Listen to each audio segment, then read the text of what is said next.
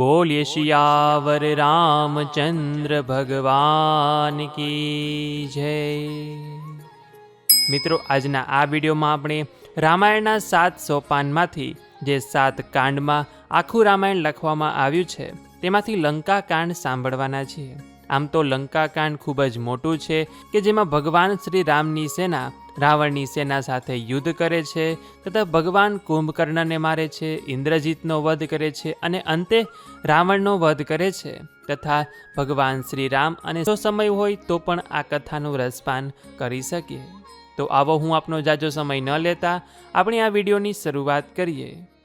બોલીએ શિયાવર રામચંદ્ર ભગવાન કી જય। તો લંકા કાંડની શરૂઆત કરતા પહેલા તુલસીદાસજી લંકા કાંડનું વર્ણન કરે છે અને પછી ભગવાન શ્રીરામ ચરિત્ર કથા આગળ ચલાવે છે। ભગવાન રામજીએ પરમ પુરુષાર્થ કરીને 800 ગાઉનો પુલ તૈયાર કરી દીધો અને પછી તેના મિત્રોને કહે છે કે આ ધરતી પવિત્ર છે। મારી ઈચ્છા છે કે આ સ્થળે ભગવાન રામેશ્વરની સ્થાપના કરી એમનું પૂજન અર્ચન કરી અને પછી આગળ વધીએ। અને શ્રી રામચંદ્રજીએ એક મહાન જ્યોતિર્લિંગની ત્યાં સ્થાપના કરી અને ભગવાન રામેશ્વરની પૂજા કરી। ત્યાં ઉપસ્થિત રીંછ વાનર સમુદાયને રામજીએ કહ્યું કે તમે સૌ જાણો જ છો કે મને શિવ સમાન બીજું કોઈ પ્રિય નથી। જે લોકો શિવનો વિરોધ કરીને મારો ભક્ત બનવા માગે છે તેઓ તમામ મને સ્વપ્નમાં પણ પ્રાપ્ત કરી શકતા નથી। હું અને ભગવાન સદાશિવ એક જ છીએ। જે વ્યક્તિ શિવની પૂજા કરશે અને મારો દ્રોહ કરશે ને નરકમાં નિવાસ કરવો પડશે। આમ ભગવાને રામેશ્વરની મહત્તા સમજાવી। પછી રામજીએ મિત્રોને કહ્યું કે હવે યાત્રાનો આરંભ કરીએ। રામચંદ્રજીનું કહેવું સાંભળી જામવંતજી કહે કે પ્રભુ, આપણી સેના ઘણી વિશાળ અને પુલ તેના પ્રમાણમાં ઘણો નાનો છે, એટલે સામે કિનારે જવામાં ઘણો વિલંબ થશે। દેખ ન કહ પ્રભુ કરુણા કંદા, પ્રગટ ભયે સબ જલચર વૃંદા। પ્રભુ રામચંદ્રજી સેતુબંધનું નિરીક્ષણ કરવા ઉપર ચડ્યા। ત્યાં સમુદ્રના જળચરો ઉપર આવ્યા અને સમુદ્રની સપાટી ઉપર છવાઈ ગયો। દરિયો આખો જળચરોમાં છવાઈ ગયો અને ભગવાન રામચંદ્રજીએ જોયું અને જામવંતજીને કહેવા લાગ્યા કે હવે એક સેતુ નથી, આ છવાયેલા જળચરો સેતુ સમાન છે। ગમે ત્યાં પગ મૂકો અને આગળ વધો। રીંછ વાનરોનો આખો સમૂહ પ્રસ્થાન કરે છે। જળચર જીવો ઉપર પગ મૂકીને એ બધા સામા કિનારે પહોંચ્યા। સામે કિનારે પહોંચ્યા પછી જામવંતજીને એક સંદેહ થયો કે ભગવાનને પ્રણામ કરી કહેવા લાગ્યા કે પ્રભુ, એક પ્રશ્ન થાય છે, તમે સેતુબંધ પર ઊભા રહો તો તમારા દર્શન કરવા આટલા બધા જળચર જીવો બહાર આવે અને એમના ઉપર પગ મૂકીને દરિયો પારી કરી શકાય? પ્રભુ, તમે આ જાણતા હતા તો પછી સેતુબંધ બાંધવાનો પરિશ્રમ શા માટે કર્યો? ભગવાને મુસ્કુરાતા જામવંતજીને કહ્યું કે જામવંતજી, જળચર જીવો બહાર ક્યારે આવ્યા એ કહેશો? જામવંત કહે, પ્રભુ, આપ સેતુબંધ ઉપર ઊભા રહ્યા ત્યારે, પરંતુ સેતુબંધ બાંધ્યો જ ન હોત તો હું ક્યાં ઊભો રહેત? ભક્ત જ્યાં સુધી સાધનાનો સેતુબંધ ન બાંધે ત્યાં સુધી ભગવાન કહે છે કે હું આવીને ક્યાં ઊભો રહું? ભગવાનનું કહેવું સાંભળી જામવંત ઘણા રાજી થયા અને સમુદ્રને પેલે પાર સુંબેલ નામના પર્વતની તળેટીમાં ભગવાને પડાવ નાખ્યો। અને ત્યાર પછી રીંછ અને વાનરોને પ્રભુએ કહ્યું કે તમે સૌ વનના ફળ ફૂલ ખાઈ શકો છો। રીંછ વાનરોએ વનફળ ખાવાનું શરૂ કર્યું એટલે રાક્ષસોએ એમને અટકાવ્યા।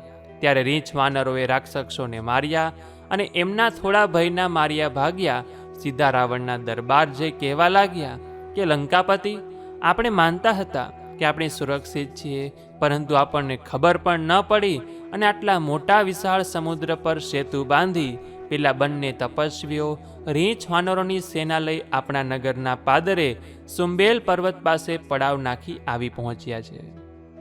રાક્ષસોએ સમાચાર આપ્યા અને રાવણ આશ્ચર્યચકિત થઈ પહેલી વાર એક સાથે 10 માથાથી બોલ્યો કે સમુદ્ર બંધાયો?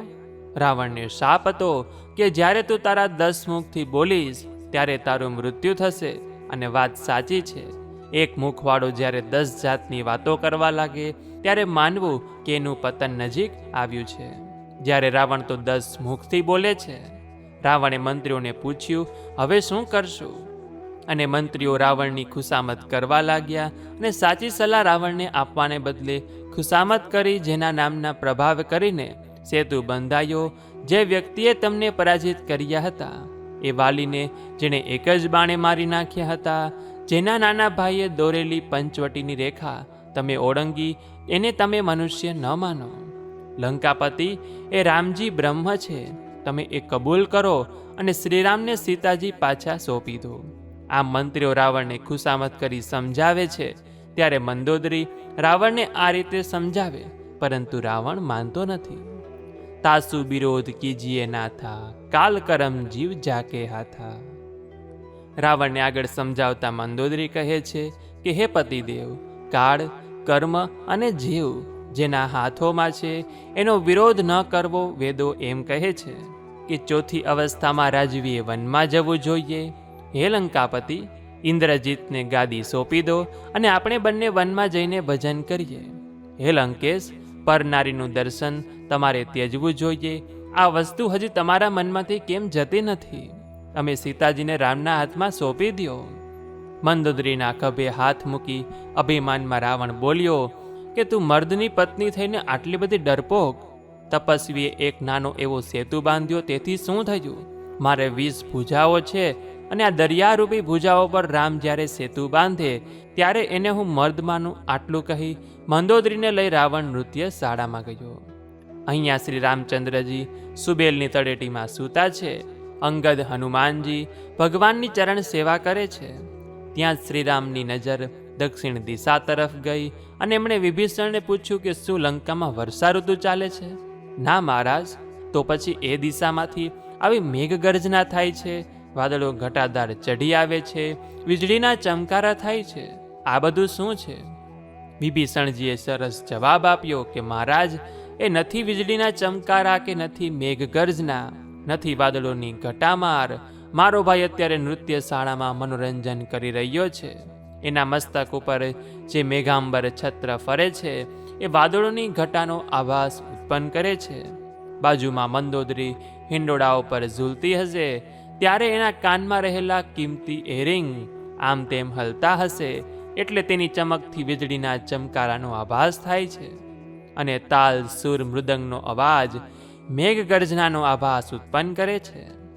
પ્રભુ, આ બધો રાવણના વૈભવનો પ્રદર્શન પ્રભાવ છે. ભગવાને ત્યારે સરસંધાન કરી રાવણની નૃત્યશાળા ઉપર ફેંક્યું. છત્ર મુકુટ નાટંગ તબ હતે એક હી બાત, સબકે દેખત મહી પદે મરમુ ન કો ઉચ્ચાન.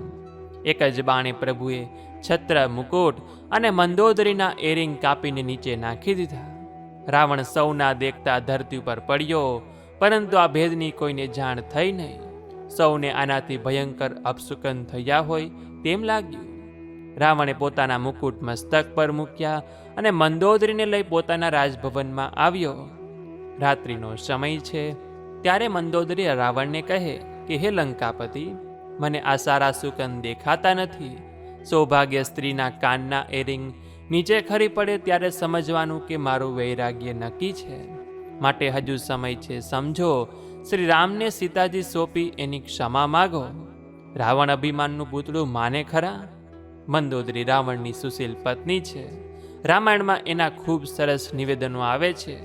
એક રાક્ષસ પત્ની હોવા છતાં તેને બ્રહ્મજ્ઞાન કેટલું બધું હતું અને તે રાવણને કહે છે, હે લંકાપતિ, રામજીના પગ પાતાળમાં છે અને મસ્તક બ્રહ્મલોકમાં છે. રામ બ્રહ્મ છે અને સમજાવવાનો ઘણો પ્રયત્ન મંદોદરી રાવણને કર્યો, પરંતુ એ અસફળ રહી. અહીં સુબેલ પર્વત પર રામજી પોતાના મંત્રીઓ સુગ્રીવ, જામવંત, વિભીષણને બોલાવીને પૂછે કે બોલો ભાઈઓ, હવે શું કરશું? ભગવાન શ્રીરામ કોઈ પણ નિર્ણય પોતાના સહાયકોને પૂછ્યા સિવાય લેતા નથી. જામવંતજી કહે કે પ્રભુ, મારો મત એવો છે કે હજુ છેલ્લી વાર આપણે રાવણને સમજાવી જોઈએ. આપણા તરફથી કોઈને દૂત બનાવીને મોકલીએ. રાવણ જો માની જઈને સીતાજીને સોંપી દે તો આપણે સંઘર્ષ ન કરવો.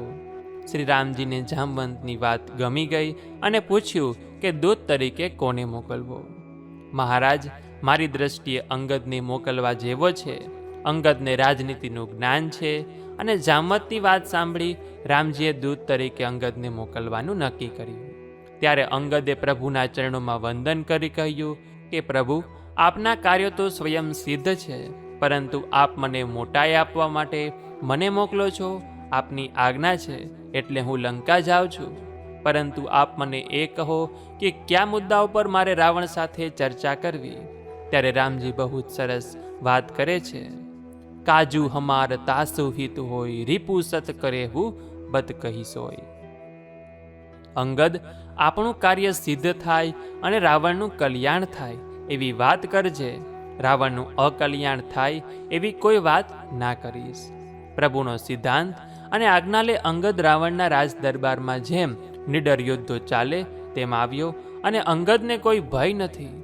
રાવણ સામે આવી કહેવા લાગ્યો કે રાવણ, હજુય સમય છે. તારું અને તારા રાક્ષસ કુળનું કલ્યાણ થાય એવું તું ઈચ્છતો હોય તો પ્રભુ રામજીના શરણે જા અને સીતાજી રામને સોંપી દે. રાવણે ક્રોધ કરી પૂછ્યું કે બંદર, તું કોણ છે? અંગદ કહે, ઓ રાવણ, મેં તો તને મારા સાંભળવા પ્રમાણે તું મહાન પંડિત છે, વિદ્વાન છે, પરંતુ તારા આ વિવેકહીન શબ્દોથી એવું લાગે કે તારામાં કોઈ વિવેક જેવી વાત જ નથી. તું મને બંદર કહે છે? મેં રઘુબીર દૂત દસ કંદર. હે દશાનન, હું પ્રભુ શ્રી રામનો દૂત છું અને તને તારા હિતની બે વાત કરવા આવ્યો છું. એ માનીશ તો તારું કલ્યાણ થશે. મારા પિતાને ને તારે દોસ્તી હતી. રાવણ કહે, તારા પિતા કોણ છે? હું લંકાનો રાજા, બ્રહ્માની જોડે પણ મિત્રતા ન બાંધું. તારા પિતાની મારી સાથે દોસ્તી? તારા પિતાનું નામ આપ. અંગદ કહે, રાવણ, મારા પિતાનું નામ સાંભળીને તારા ચહેરા ઉપરથી નૂર ઉડી જશે. સાંભળ, હું વાલી પુત્ર અંગદ મારા પિતા. વાલી સાથે ક્યારેય મુલાકાત થઈ હતી? રાવણની અને વાલીની મુલાકાત લાંબી ચાલેલી. 6 માસ સુધી વાલીએ રાવણને બગલમાં દબાવી રાખેલો એ કેમ ભૂલાય? રાવણ સમજી ગયો પણ અભિમાનને લઈને કબૂલ નથી કરતો. તેણે હળવેથી પૂછ્યું, ઓ, તું વાલીનો પુત્ર છે? અરે હા હા, વાલી નામનો એક વાનર દક્ષિણમાં રહેતો હતો. જલ્દી બોલ, તારો પિતા વાલી કેમ છે? અંગદ કહે, મારા પિતા અત્યારે જ્યાં છે ત્યાં તારે 10 દિવસ પછી જવાનું છે. એટલે ત્યાં જઈને તું અને મારા પિતા બંને સામસામે ખબર અંતર પૂછી લેજો ને લંકેશ, રામજીના એક જ બાણે મારા પિતા વાલીનો પ્રભુ રામે વધ કરી નાખ્યો. એ રામજી તારા ઉપર કૃપા કરવા આવ્યા છે. હજી મોડું નથી થયું. સીતાજીને પાલખીમાં બેસાડી તારા મુખમાં ઘાસ લઈ ગરદન ઉપર કુવાહડો મૂકી રામજીની શરણમાં જા અને ભગવાનને કહે કે હે શરણાગતનું રક્ષણ કરનાર પ્રભુ, મારું રક્ષણ કરો. ભગવાન બધા અપરાધોને ભૂલી જશે અને તને ક્ષમા આપશે. અંગદની વાત સાંભળી રાવણ ઉશ્કેરાયો અને કહેવા લાગ્યો કે અંગદ, તારા સ્વામીમાં શક્તિ હોય તો તને રાજદૂત તરીકે સંધિ કરવા શા માટે મોકલે? તારા સ્વામી તપસ્વીમાં કોઈ સત્વ હોય તો તેને વનમાં શા માટે આવવું પડ્યું? એમ કહી રાવણ રામજીની નિંદા કરવા લાગ્યો. ત્યારે અંગદની આંખો લાલ થઈ અને ક્રોધે ભરાઈ પોતાના હાથ ધરતી ઉપર પછાડ્યા. ધરતી ડોલી ગઈ. રાવણ સહિત સભામાં બેઠેલા સભાપદો પોતાના સિંહાસન ઉપર બેઠેલા તે ગબડી પડ્યા. રાવણ જરા સરખો થવા લાગ્યો ત્યાં જ અંગદે ઝપટ મારી તેના 4 મુકુટ આંચકી લીધા અને સુબેલની તળેટી તરફ ફેંક્યા. એ મુકુટ જ્યારે રામજી તરફ આવ્યા એટલે હનુમાનજીએ છલાંગ લગાવી અને ઉપરથી જ ઝડપી લીધા. શ્રીરામના ચરણોમાં મૂક્યા. ત્યારે શ્રીરામ કહેવા લાગ્યા કે હનુમાન, આ મુકુટ ક્યાંથી આવ્યા? હનુમાનજી કહે કે મહારાજ, આ અંગદનું પરાક્રમ છે. તેમ છતાં રાવણ સમજ્યો નહીં એટલે અંગદે છેલ્લો પ્રયોગ કર્યો. પોતાનો જમણો પગ ધરતી ઉપર મૂક્યો ને કહે, રાવણ, મારો પગ મેં ધરતી ઉપર મૂક્યો છે. તારા આ યોદ્ધાઓમાંથી કોઈ પણ મારા પગને ઊંચો કરશે તો હું સીતાજીને હારી જાઉં અને યુદ્ધ કર્યા સિવાય પાછા ચાલ્યા જાઉં. રાવણે રોફમાં એના યોદ્ધાઓને કહ્યું, જાઓ, એ વાંડરના પગ પકડીને એને ફેંકી દો. રાવણના હુકમ થતાં એક પછી એક રાક્ષસ આવે છે. અંગદના પગને પકડવાનો પ્રયાસ કરે છે અને પડી જાય છે. આમ બધા રાક્ષસો આ પ્રયોગ કરી ચૂક્યા અને નિસ્તેજ થઈ પોતાના આસને નીચું માથું કરી બેસી ગયા. ત્યારે રાવણ ઊભો થયો. મેં કૈલાસ ઉચકી લીધો તો આ વાનરના પગની શું વિસાત? અંગદ પાસે આવ્યો, પોતાના બંને હાથ લાંબા કરી નીચો નમ્યો. ત્યારે અંગદે પોતાનો પગ ખસેડી લીધા અને કહે, મૂર્ખ, હું તો રામ સેવક છું. મારા પગ પકડે તારું કલ્યાણ નહીં થાય. શ્રી રામના પગ પકડી લે, તારું કલ્યાણ થઈ જશે. આમ અંગદે રાવણનો તેજો વધ કર્યો અને છેલ્લે કહે કે રાવણ, હવે તારો ને મારો મુકાબલો યુદ્ધના મેદાનમાં થશે. મંત્રણા નિષ્ફળ ગઈ, યુદ્ધ અનિવાર્ય થઈ ગયું છે. બીજા દિવસે રીછને વાનરો મોટા વૃક્ષો ઉપાડ્યા, શિલાઓ ઉપાડી તૈયાર થઈ ગયા.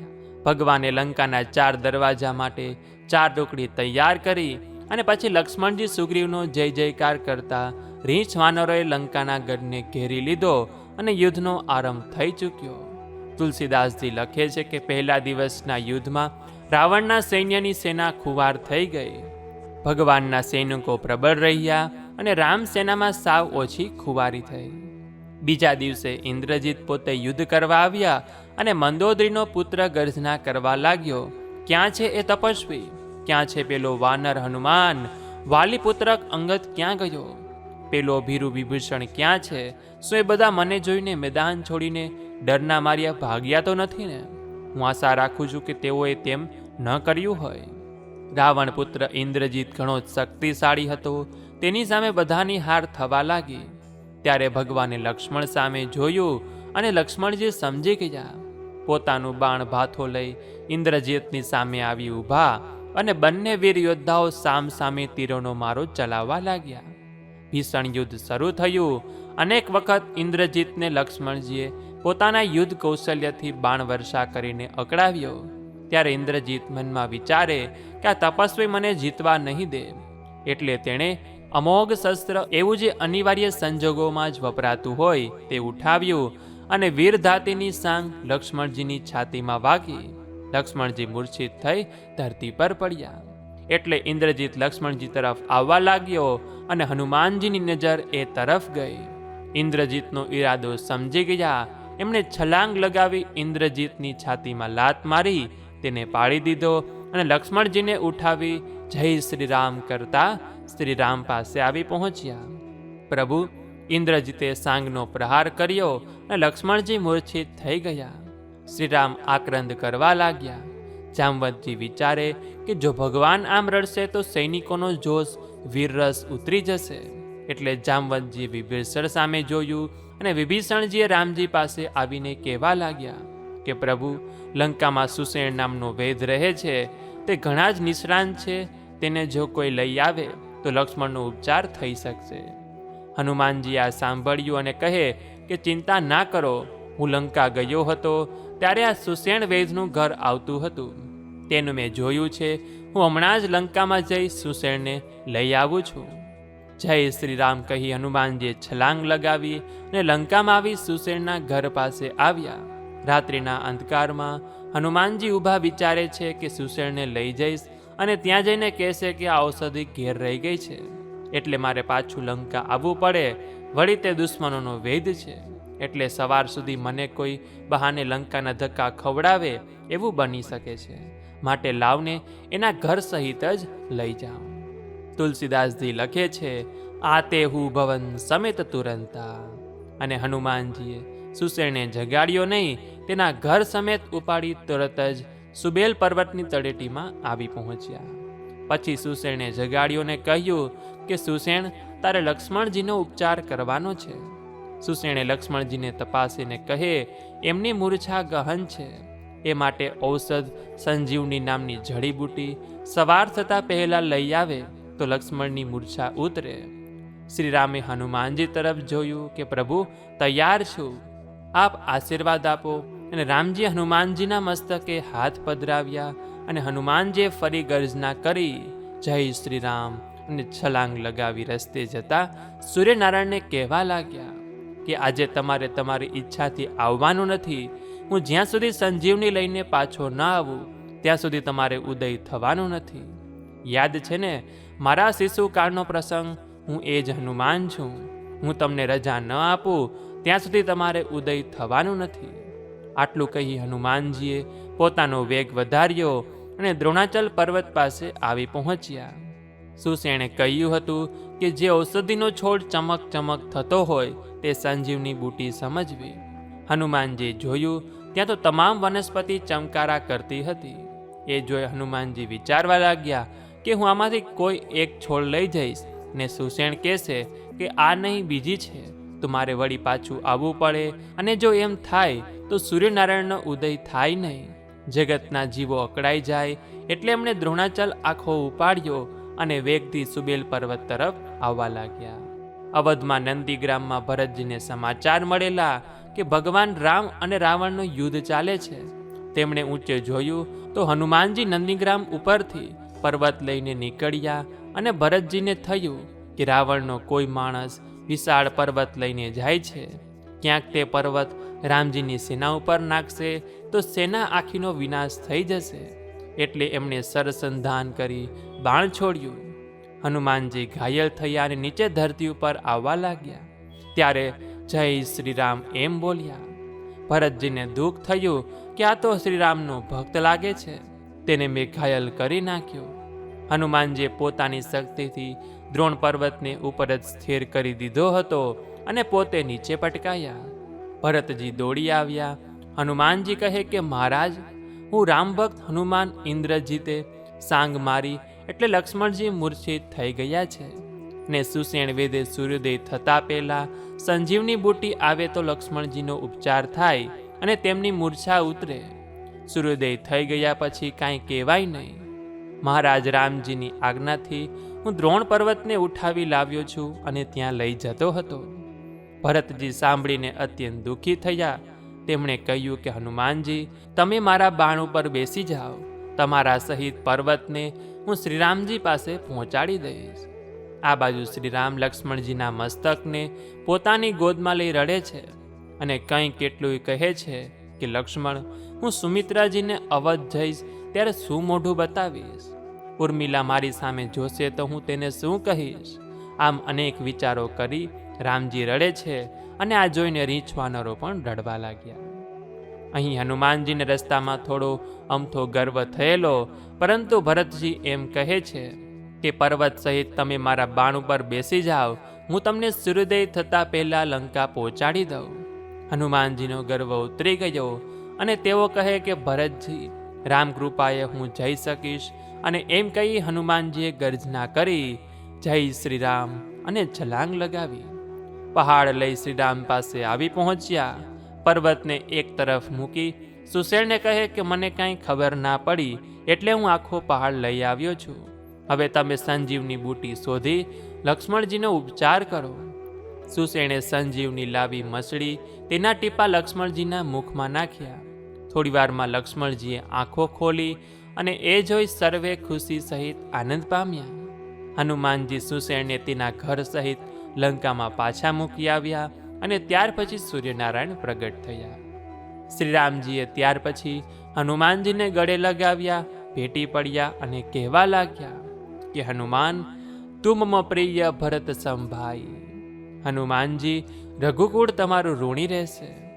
તમે મારા ભરતની જેમ પ્રિય છો ભાઈ. હનુમાનજી આનંદ વિભોર થઈ ગયા. આ બાજુ લંકામાં રાવણને ખબરીઓ પાસેથી સમાચાર મળી ગયા કે લક્ષ્મણની મૂર્છા ઉતરી ગઈ છે. એટલે તે ગભરાયો અને પોતાના કુંભકર્ણને અનેક રીતો અજમાવી જગાડ્યો. જેમ કોઈ મહાકાય પર્વત પૃથ્વીના પેટાળમાંથી ધરતી ઉપર આવે તેમ કુંભકર્ણ બેઠો થયો. જાગીને રાવણને પૂછ્યું, તારું મુખ કેમ કરમાયેલું દેખાય છે? રાવણે સીતાજીના અપહરણ સહિતની બધી વાત કુંભકર્ણને કહી સંભળાવી અને પછી કહે કે ભાઈ, આપણી બધી સેનાનો લગભગ નાશ થઈ ગયો છે, એટલે મને તારી મદદની જરૂર છે. ત્યારે કુંભકર્ણ બોલ્યો કે જગદંબા હરિ આનીય ચાસત સહ કલ્યાત. હે શેઠ રાવણ, જગતજનની માતા જાનકીનું અપહરણ કરીને હવે તું કલ્યાણની આશા રાખે છે? તારે મને આ અધમ કાર્ય કરતા પહેલા જગાડવો હતો. તો નારદજીએ મને જે જ્ઞાન આપ્યું હતું એ હું તને આપી શકત. રાવણ, તે ઘણું ખોટું કામ કરી નાખ્યું છે. તે રાક્ષસ વંશને કલંક લગાડ્યું છે. તે તારી શક્તિનો ખોટો ઉપયોગ કર્યો છે. જગતજનની તરફ તે તારા આસુરી હાથ લંબાવ્યા. રાવણ, લંકાકાળને હવાલે થઈ ગઈ છે, માટે તું હવે મને ભેટી લે. બે ભાઈ ભેટ્યા ને રાવણ વિચારે છે કે આવા સાત્વિક વિચારો ધરાવનારો ભાઈ યુદ્ધ કેવી રીતે કરશે. બીજે દિવસે કુંભકર્ણ એકલો રણ મેદાનમાં આવ્યો અને ગર્જના કરવા લાગ્યો. વિભીષણને ખબર પડી કે મોટાભાઈ કુંભકર્ણ યુદ્ધ કરવા આવ્યા છે, એટલે તે દોડ્યો અને કુંભકર્ણ સામે આવી બોલ્યો કે મોટાભાઈ, આપનો અનુજ હું વિભીષણ. કુંભકર્ણ વિભીષણને જોઈ પૂછવા લાગ્યો કે તું હજી જીવતો છે? વિભીષણ કહે, હા મોટાભાઈ, શ્રીરામજીએ મને અપનાવ્યો છે. અને આ સાંભળતા જ કુંભકર્ણ કહે કે ભાઈ, મારી પાસે તું જલ્દીથી આવ. અને વિભીષણ કુંભકર્ણ પાસે ગયા એટલે કુંભકર્ણે વિભીષણને ગળે લગાવી લીધું. ધન્ય ધન્ય તે ધન્ય વિભીષણ, ભયહુ તાત નીતિચર કુલભૂષણ. વિભીષણ, તું ધન્ય થઈ ગયો, તું રાક્ષસ કુળનું ભૂષણ બની ગયો.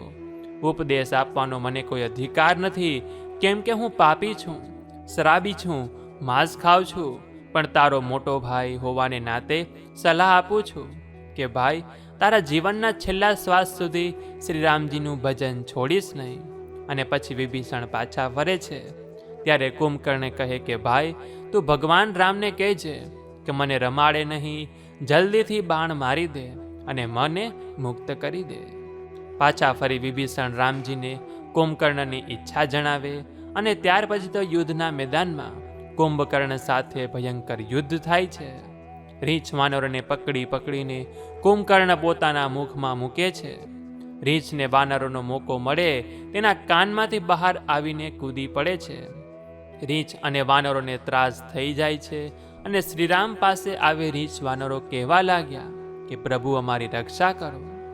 શ્રીરામજીએ સરસંધાન કર્યું. રામ અને કુંભકર્ણ વચ્ચે ભીષણ યુદ્ધ થયું છે.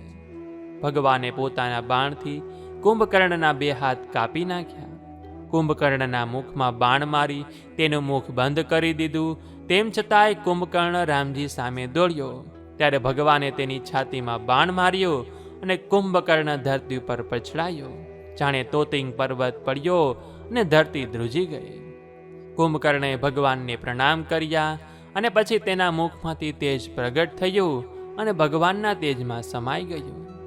કુંભકર્ણના મૃત્યુના સમાચાર મળતા રાવણ રડી પડ્યો.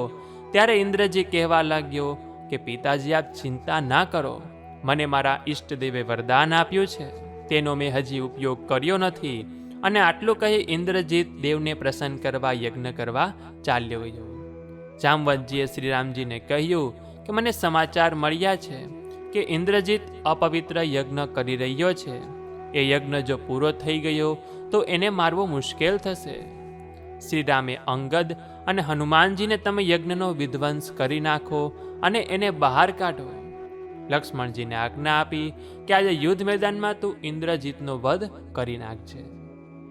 અંગદે અને હનુમાનજીએ જઈને યજ્ઞનો નાશ કરી નાખ્યો અને ઇન્દ્રજીત દોડ્યો અને સીધો યુદ્ધ મેદાનમાં આવ્યો. લક્ષ્મણજી તૈયાર જ હતા. બંને વચ્ચે ભયંકર યુદ્ધ થયું. લક્ષ્મણજીએ છેલ્લે સરસંધાન કરી ઇન્દ્રજીતને બાણ માર્યું અને ઇન્દ્રજીતનું મૃત્યુ થયું. ઇન્દ્રજીતનો વધ થઈ ગયો જાણી રાવણ ખૂબ દુઃખી થઈ ગયો અને પછી પોતે યુદ્ધ કરવા તૈયાર થયો. મંદોદરીએ ખૂબ સમજાવ્યો પણ રાવણ માન્યો નહીં. યુદ્ધ મેદાનમાં આવ્યો અને શ્રી રામચંદ્રજી અને રાવણની વચ્ચે ઘોર યુદ્ધ થયું. રાવણ શ્રીરામજીને જેમ તેમ બોલવા લાગ્યો ત્યારે વિભીષણજી રામજીને કહેવા લાગ્યા કે પ્રભુ, રાવણને બહુ રમાડશો નહીં. આમ તો રાવણ મૃત્યુ પામશે નહીં. એની નાભીમાં અમૃત કુંભ છે, એટલે આપ એની નાભીમાં બાણ મારો. શ્રી રામજીએ અને ધરતીને, ઋષિમુનિઓને, માનવોને રાવણના ત્રાસમાંથી છોડાવવા ભગવાને ધનુષ ઉપર 31 બાણ ચઢાવ્યા અને ધીરે ધીરે પણ 6 ખેંચી ત્યાં તો સાગર ઉછળવા લાગ્યો. દિગ્ગજો ડોલવા લાગ્યા. નદીઓમાં વેણ ફરી ગયા. સૂર્યનો રથ ડગમગવા લાગ્યો. ઇન્દ્રના દરબારમાં અપ્સરાઓનો નૂપુર તૂટ્યા, મૃદંગ તૂટ્યા, ધરતી ડોલવા લાગી. ભગવાને બાણ છોડ્યા અને 10 બાણથી એના 10 મસ્તક છેદ્યા, 20 બાણથી એની 20 ભુજાઓ છેદી અને 1 બાણ તેની નાભીમાં માર્યું અને રાવણ ધરતી ઉપર ઢળી પડ્યો. રામે તેને આશીર્વાદ આપ્યા અને પરમાત્માના દર્શન કરતા કરતા રાવણે પ્રાણ છોડ્યા.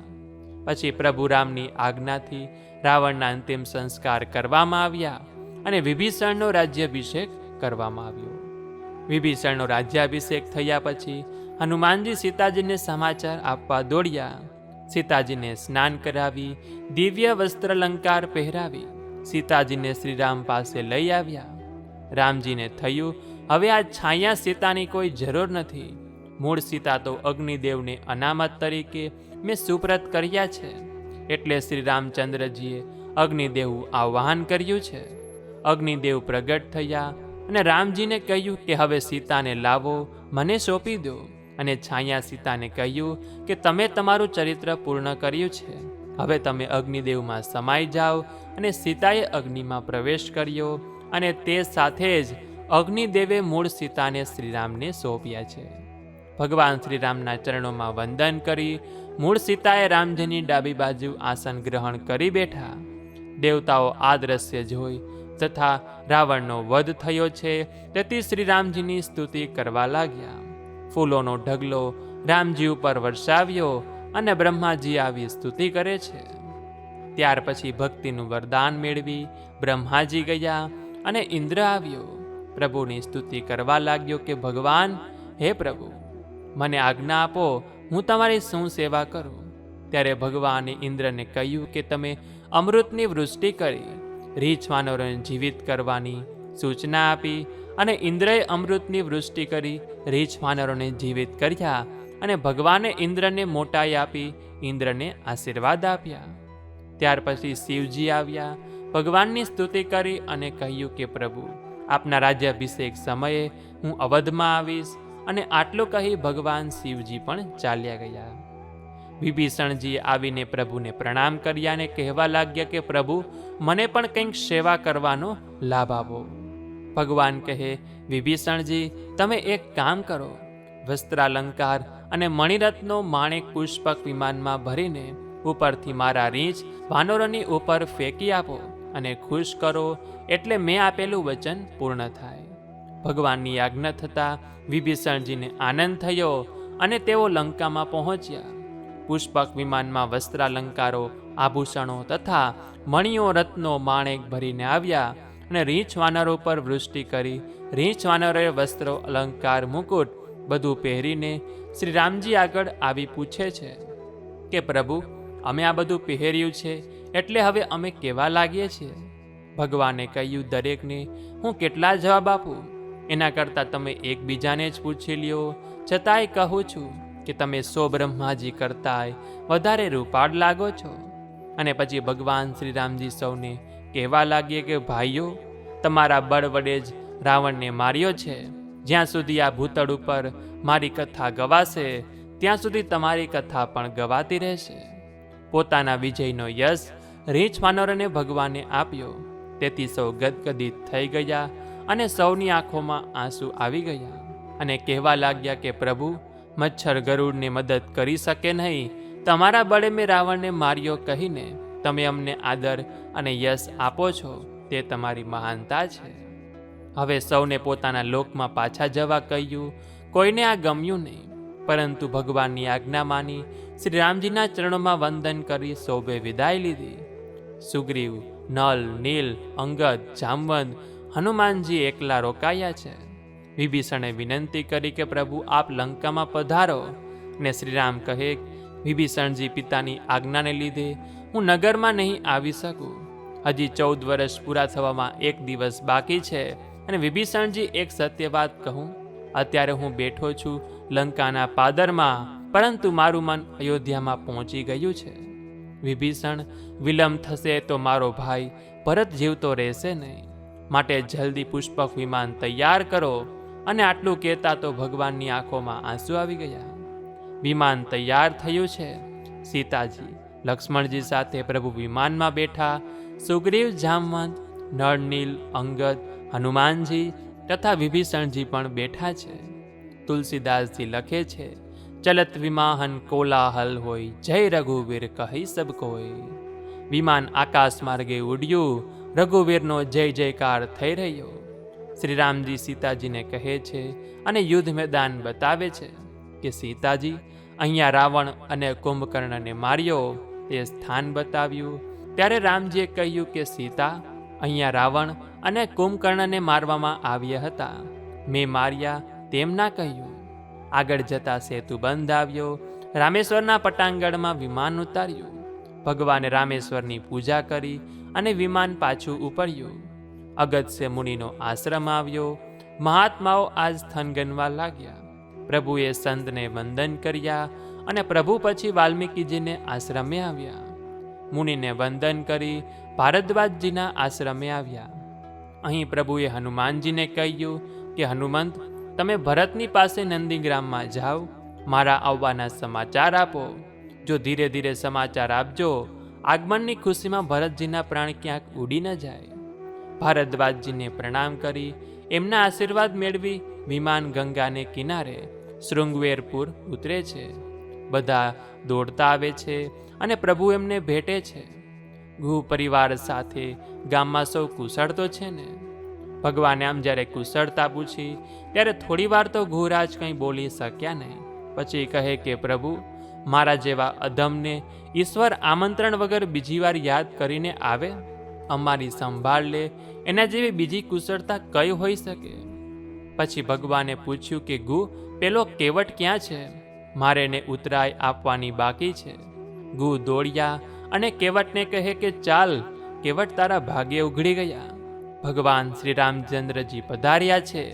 કેવટ અને એની પત્ની વૃદ્ધ થઈ ગયા છે. દોડતા આવ્યા અને પ્રભુના પગ પકડી લીધા. ભગવાન કહે કે બોલ કેવટ, શું આપું?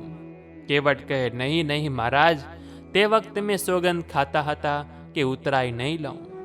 ભગવાન કહે, કેવટ, તે વચન આપેલું કે પ્રભુ 14 વર્ષ પછી આવો ત્યારે ઉતરાય પ્રસાદ તરીકે માની મારા મસ્તકે ચઢાવીશ. કેવટ કહે, મહારાજ, એ તો આપના દર્શન ફરી થાય માટે યુક્તિ હતી. પ્રભુ, મારે ઉતરાય તો જોતી જ નથી, પરંતુ એક ફરિયાદ કરવી છે. કેવી ફરિયાદ? રામજી હસી પડતા બોલ્યા, 14 વર્ષ સુધી મેં નૌકાને સાચવી રાખી છે એટલા માટે કે તમે પાછા આવશો એટલે નૌકાની માગણી કરશો. પ્રભુ, સગવડ નહોતી ત્યારે તમે નૌકા માગી. આજે વિમાનની સગવડ થઈ ગઈ એટલે મારી નૌકામાં બેસવાની ઈચ્છા ન થઈ. ભગવાને આગ્રહ કર્યો, કેવટ કંઈક તો લે. કેવટ ના કહે છે, પરંતુ પ્રભુ, આપ બહુ આગ્રહ કરો છો તો મને અને મારી પત્નીને વિમાનમાં બેસાડી આપની સાથે અયોધ્યા લઈ જાઓ. બાકીનું જીવન અમે સરયુ કાંઠે ગાળીશું અને આપના નિત્ય દર્શન કરીશું. આ શૃંગવેરપુરમાં શ્રી રામજીના વિજયની દિવ્ય ગાથા જે કહેશે, સાંભળશે, તેના જીવનને ભગવાન વિજય, વિવેક અને વિભૂતિથી ભરી દેશે. એવા આશીર્વાદ આપી તુલસીદાસજીએ આ લંકાકાંડની સમાપ્તિ કરી છે. ઇતિ શ્રી રામચરિતમાનસે સકલકલી કલુષ વિધ્વંસ નામ 6ઠ સોપાન લંકાકાંડ શ્રી રામચંદ્રજીના ચરણમાં અર્પણ કરીએ છીએ. તો બોલ્ય સિયાવર રામચંદ્ર ભગવાન કી જય. હનુમાનજી મહારાજ કી જય. તો મિત્રો, આ રીતે આપણે આજના આ વિડીયોમાં છે તો વિડીયોને એક લાઇક કરી તમારા મિત્રોને મોકલજો તથા અમારી ચેનલમાં નવા હોય તો સબસ્ક્રાઈબ કરવાનું ભૂલતા નહીં કે જેથી કરીને આવા જ અવનવા વિડીયો આપને મળતા રહે. તો આ સાથે હવે મને રજા આપો, મળીશું ફરીથી એક નવા વિડીયોમાં. ત્યાં સુધી આપ સૌ લોકોને અમારી ચેનલના જય શ્રી કૃષ્ણ, જય શ્રી રામ. મારી સાથે લંકાકાંડ સાંભળવા બદલ આપ સૌ ભક્તોનો ખૂબ ખૂબ આભાર.